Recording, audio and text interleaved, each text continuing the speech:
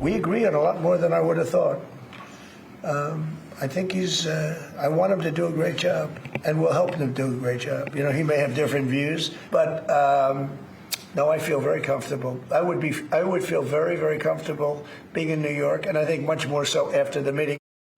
All eyes were on the White House yesterday afternoon as President Trump and New York City Mayor-elect Zohran Mamdani met for the first time, with the two finding they have much more in common than anyone expected. For more, let's bring in elections correspondent at the Federalist, Brianna Lyman, and Democratic strategist and Fox News contributor Robert Wolf. Welcome to both of you.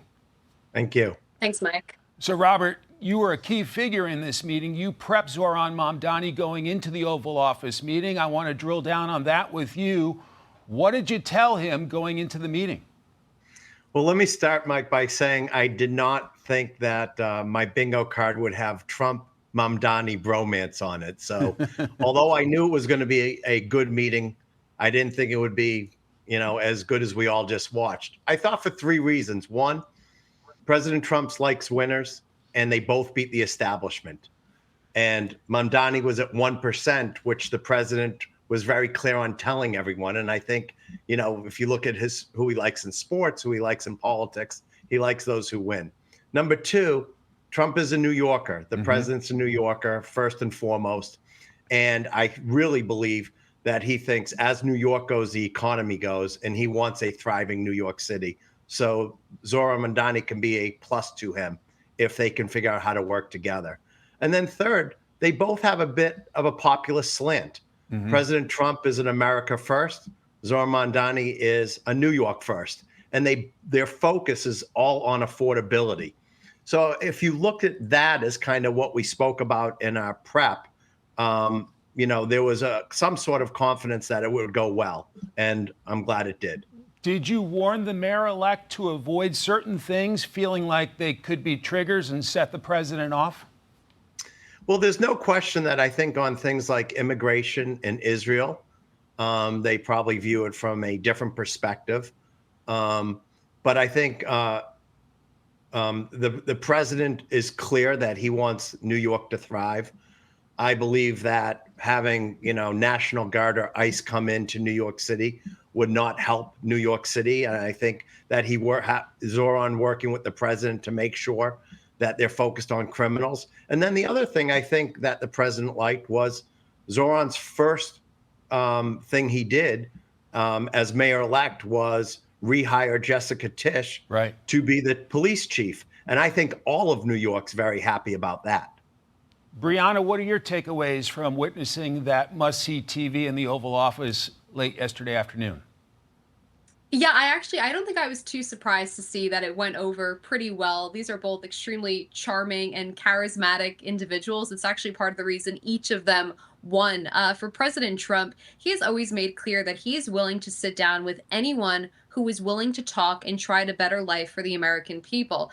The last thing I'd say is President Trump is pragmatic. He understands, one, that Mamdani is going to be leading the greatest city in the world. At some point or another over these next few years, you could expect the two of them to have to talk about something. So starting that conversation off on a good foot is great. And President Trump, like Mamdani, I think understands he was elected to be the president, not just for Republicans, but for people who actually hate and disagree with him. So he is doing what any good executive would do, which is meeting with people who he disagrees with, who disagrees with them, and trying to find that common ground.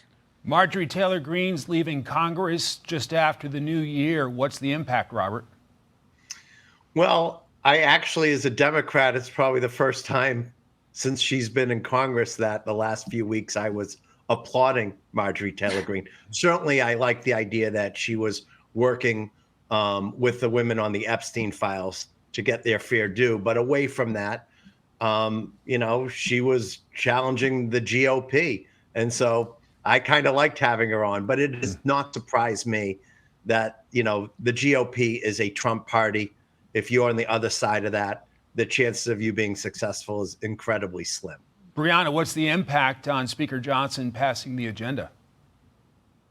I mean, at this rate, Speaker Johnson doesn't look like he's passing much of the agenda as it is now, which is something Marjorie Taylor Greene spoke about in her letter. She touched on a frustration that a lot of Republicans are feeling, which is they turned out in droves. Republicans are usually low propensity voters, and they came out and delivered a trifecta. And aside from the one big beautiful bill, which was wonderful, a lot of Republicans feel like there's still a lot on their wish list that hasn't been done. And with the election coming up in November and people getting into that re-election mode, there's probably a good chance they're not going to be on as focused on passing key legislation as they are winning re-election. So I don't necessarily know if there's going to be a massive shift, but I think Marjorie Taylor Greene should definitely send a blinking red warning to Republicans that people are angry that not enough is being done. Then there's Texas redistricting from the Wall Street Journal. Trump's Texas gerrymander backfire. A GOP plan to flip 5 House seats loses in court. Now Democrats could come out ahead in redistricting nationwide. Robert, how much is at stake here in the next year's midterms? Well, everything's at stake. And, first, let me preface, I'm not for gerrymandering, period. I think actually it should happen every decade, which is what it was supposed to be. With that being said, recently, I think Supreme Court Justice Alito put this on pause. So we're not sure where it's going to go.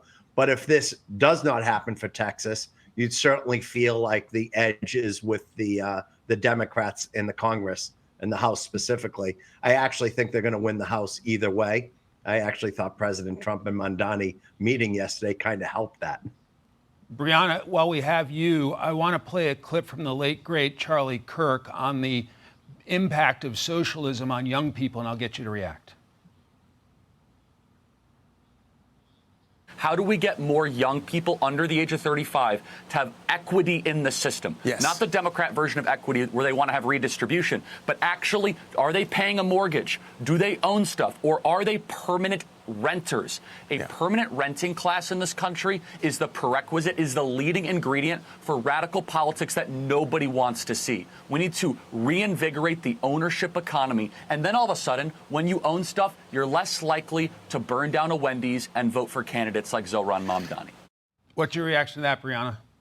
Yeah, I think Charlie's absolutely right. Ownership comes with a sense of responsibility. And the point that Charlie, I think, was making, which is the larger point, is the reason people like Mamdani, Sanders, AOC do well is not because socialism is this great idea that's worked so well, but it's because when you hear 15, 20-second sound bites of these people saying, you should be able to afford a rent, you should make a living wage, you should be able to put food on the table. It's a populist message, it's a simple message, and it's a message that resonates with a lot of Americans. Now, granted, they may not realize the different means to get to those ends between Republicans and Democrats or socialists, but when people hear those clips, if they're not super in tune with politics, there's a good chance I can convince them to go vote for a candidate that is a socialist. Robert, your thoughts on the Democratic Party and whether this affordability issue is why socialism is surging at this point? Well, I'm a capitalist. I ran a bank and I'm in business each and every day. So maybe I'm a good guy to help Zohran get between the public and private sector here. I do think that affordability is front and center, and we're kidding ourselves to think in this post-COVID world that housing, food insecurity, childcare, elder care, all these things aren't front and center for everyone, whether the red side, the blue side, or independents. And so to Brianna's point, we have to figure out how young people feel good about owning stuff, but more importantly, that they have the ability to be successful. And I would tell you, if you look at the housing market, they don't have that ability right now. Actually, something came out last week. The average age of first-time home owners is now 40 years old. It used to be 33. So we all have to work together. It's why I think the populist message of Trump and Mamdani is actually working. Robert Wolf, the perfect guest after that Oval Office meeting. Brianna Lyman, thanks very much. Hey everyone, I'm Emily Campagno. Catch me and my co-hosts Harris Faulkner and Kaylee McEnany on Outnumbered every weekday at 12 p.m. Eastern, or set your DVR. Also, don't forget to subscribe to the Fox News YouTube page for daily highlights.